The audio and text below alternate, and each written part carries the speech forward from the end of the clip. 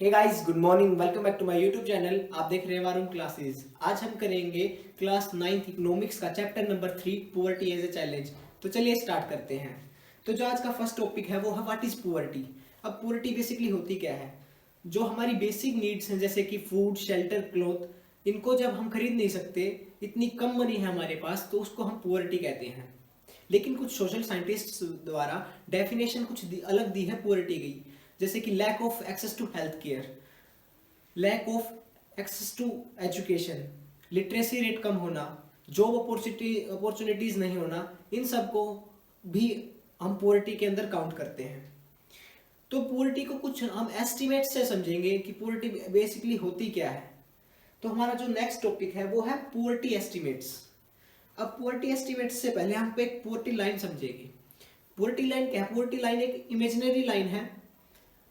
ये actual line नहीं होती, ये कंट्रीज द्वारा या फिर पूरे वर्ल्ड द्वारा एक इमेजिनरी लाइन बनाई जाती है, जिससे हम पुअर और रिच के बीच में डिफरेंशिएट कर पाते हैं। तो poverty line is an imaginary line used by any country to determine the poverty. Poverty को डिटरमाइन करने के लिए एक इमेजिनरी लाइन बनाई जाती है, इसको हम पुअर्टी लाइन बोलते हैं। तो पुअर्टी लाइन जो है वो सबसे पहले दादा भाई नौरोजी ने यूज करी थी। कॉलोनियल गवर्नमेंट जो खुद का फायदे के लिए रूल्स एंड रेगुलेशंस बना रही थी, उसको रिवील करने के लिए पुअर्टी लाइन को दादा भाई नौरोजी ने यूज किया। उस टाइम पे कोई सर्वे वगैरह नहीं थे जिससे वो एक प्रॉपर पुअर्टी लाइन बता सकते थे। तो दादा भाई नौरोजी ने क्या किया, जो हमारी जेल होती हैं, उस टाइम पर जो जेल थी उसका डाटा कलेक्ट किया। जैसे कि जो प्रिजनर्स होते हैं उनसे जो फूड, शेल्टर, क्लॉथ, जो बेसिक नेसेसिटीज थी, जो भी गवर्नमेंट उस पर खर्चा करती थी जेल पर, एक पर्टिकुलर प्रिजनर पर, उस डाटा को कलेक्ट करके उन्होंने पुअर्टी लाइन को बनाया था।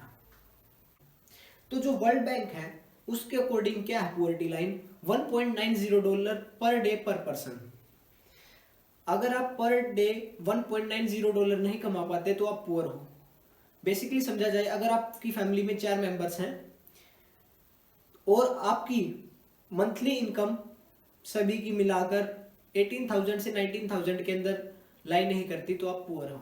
यह है वर्ल्ड बैंक की पुअर्टी लाइन। इसके अकॉर्डिंग, इस पुअर्टी लाइन के अकॉर्डिंग 22% इंडियन पुअर है। और रिपोर्ट्स के अकॉर्डिंग जो ये परसेंटेज है कम ज्यादा होती रहती है। अब इंडिया में क्या है, अराउंड 1060 रुपीज अगर आप रूरल एरिया में पर मंथ में नहीं कमा पाते तो आप पुअर हो। और ऐसे ही अर्बन एरिया में 1286 रुपीज अगर आप इंडिया में एक महीने में अर्बन एरिया में नहीं कमा पाते तो आप पुअर हो। ऐसे ही कुछ अलग एस्पेक्ट्स हैं, अलग रिपोर्ट्स हैं जिससे हम पुअर्टी को समझेंगे। More than 50% women are suffering from anaemic. खून की कमी है 50% से ज्यादा औरतों में इंडिया में। 1/3 पॉपुलेशन जो चिल्ड्रन की है वो अंडर वेट है। 190 million plus people are undernourished. कुपोषित का शिकार है 190 मिलियन प्लस जो आदमी है इंडिया में। 20 करोड़ आदमियों को आज रात खाना नहीं मिल पाएगा। तो पुअर्टी जो इंडिया में है वो 22% नहीं है। अगर मल्टी डायमेंशनल इंडेक्स की बात करें जो हर एक डायमेंशन को काउंट करता है पुअर्टी में, तो अराउंड 50% से ज्यादा इंडियंस गरीब है। Education, literacy rate, health care system, इन सभी को उसमें काउंट किया जाता है, उनकी इनकम को भी। इस मल्टी डायमेंशनल इंडेक्स के अकॉर्डिंग 50% से ज्यादा इंडियन पॉपुलेशन जो है वो पुअर है। अकॉर्डिंग टू जेफरी सैक्स, जो एक अमेरिकन इकोनॉमिस्ट हैं बहुत बड़े, उनके अकॉर्डिंग अगर हम $175 बिलियन 20 साल तक अगर खर्च करते हैं पुअर्टी पर, तो 20 साल के बाद जो हमारी पुअर्टी है वो खत्म हो सकती है पूरे वर्ल्ड की। ये इतनी ज्यादा बड़ी अमाउंट है नहीं, क्योंकि अगर देखा जाए तो करीब $1686 बिलियन जो पूरा वर्ल्ड है वो मिलिट्री एक्सपेंडिचर पर खर्च कर देता है। ये तो इस अमाउंट के आगे बहुत छोटी अमाउंट है। $175 बिलियन सिर्फ अगर पूरा वर्ल्ड पीस की तरफ जाए, मिलिट्री एक्सपेंडिचर ना करे, तो सिर्फ जो हमारी पुअर्टी है वो सिर्फ मिलिट्री एक्सपेंडिचर से ही कम हो सकती है। ऐसे ही हम इंडिया की बात करें तो यूएन के अकॉर्डिंग $74 बिलियन पर ईयर 20 साल तक हम स्पेंड करेंगे पुअर्टी पर, तो 20 साल बाद हमारी जो पुअर्टी है वो खत्म हो सकती है, जो कि सिर्फ 2 to 3% है हमारी जीडीपी का। जो हमारी मिलिट्री एक्सपेंडिचर है वो अराउंड 6% हम मिलिट्री पर खर्चते हैं। वो $74 बिलियन इंडियन पॉपुलेशन पर खर्च करती है, लेकिन करप्शन और अदर एस्पेक्ट्स के कारण ये जो मनी है ये पुअर पीपल तक पहुंच नहीं पाती। तो ये कुछ एस्टिमेट्स थे पुअर्टी के, जिससे हम पुअर्टी को समझ पाए।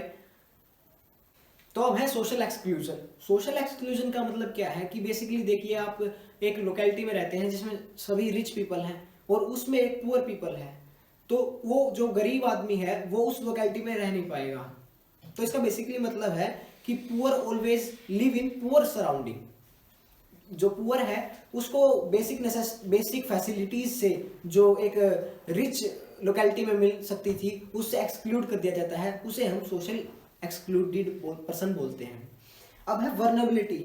वर्नरेबिलिटी का मतलब क्या है कि मान लीजिए एक पुअर पीपल है, ठीक है, वो पुअर्टी लाइन से थोड़ा सा वो है, तो उसके चांसेस हैं पुअर होने के। मान लीजिए वो फार्मिंग करता है और उसकी क्रॉप्स अच्छी ग्रो नहीं हुई, जिसके कारण वो पुअर्टी लाइन के नीचे आ जाता है। तो वो पर्सन पहले पुअर्टी लाइन से ऊपर था, लेकिन बैड क्रॉप्स होने की वजह से वो पुअर्टी लाइन के नीचे हो गया, तो इसे हम बोलते हैं वल्नरेबल पीपल। अब SC ST और ऐसे ग्रुप्स को हम वल्नरेबल ग्रुप्स बोलते हैं। अब है इंटरस्टेट डिस्पैरिटीज। इंटरस्टेट डिस्पैरिटीज का मतलब क्या होता है? देखिए, जैसे कि पंजाब है, हरियाणा है, ये पुअर्टी लाइन, जो एवरेज पुअर्टी लाइन है उससे अबव है, मतलब थोड़े ये रिच स्टेट्स हैं। लेकिन हम उड़ीसा, बिहार, इन स्टेट्स की बात करें तो ये पुअर्टी लाइन से भी ज्यादा इनमें पुअर्टी है, 50% पॉपुलेशन इसमें पुअर है। तो इसका मतलब बेसिक क्या है कि जो ये इंटरडेस्परेटरी स्टेट्स होते हैं, ये क्या होते हैं, अलग स्टेट्स होते हैं। एवरेज जो हमारी पुअर्टी लाइन होती है इससे कम ज्यादा होते हैं, तो इन स्टेट्स को बोलते हैं हम इंटरस्टेट्स डिस्पैरिटीज। तो अब हम करेंगे कोज ऑफ पुअर्टी। अब पुअर्टी के क्या क्या कोजेज हैं?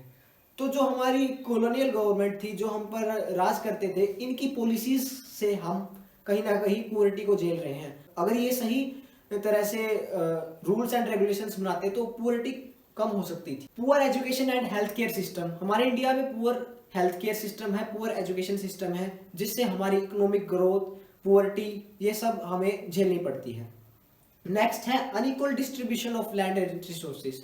जो रिच पीपल हैं उनके पास ज्यादा लैंड है, ज्यादा वो रिसोर्सेज को एक्सेस कर पाते हैं, जिससे कि इम्बैलेंस, जो इकोनॉमिक इम्बैलेंस है वो हमारी सोसाइटी में रहता है, जिससे कि जो पुअर है वो ज्यादा पुअर होता रहता है और जो रिच है वो हमेशा और ज्यादा रिच होते जाते हैं, जिससे एक पुअर वर्चुअल साइकिल में फंस कर रह जाता है और वो पुअर है और उसकी नेक्स्ट जनरेशन है वो भी पुअर होती रहती है, इन्हीं पुअर हेल्थ केयर सिस्टम, इन्हीं एजुकेशन सिस्टम की वजह से।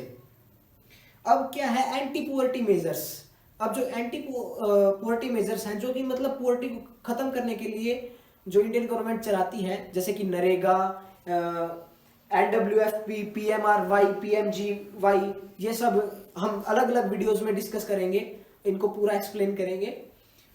स्टार्टअप स्कीम्स, जो हमारे इंडिया में स्टार्टअप्स हैं उनको अलग अलग स्कीम्स, उनको अलग अलग सब्सिडीज प्रोवाइड करती है, जिससे पॉवर्टी कम हो सके।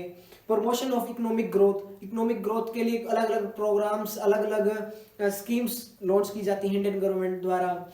मेड इन इंडियन प्रोग्राम से भी कहीं ना कहीं पॉवर्टी पर बहुत ज्यादा इम्पैक्ट पड़ेगा।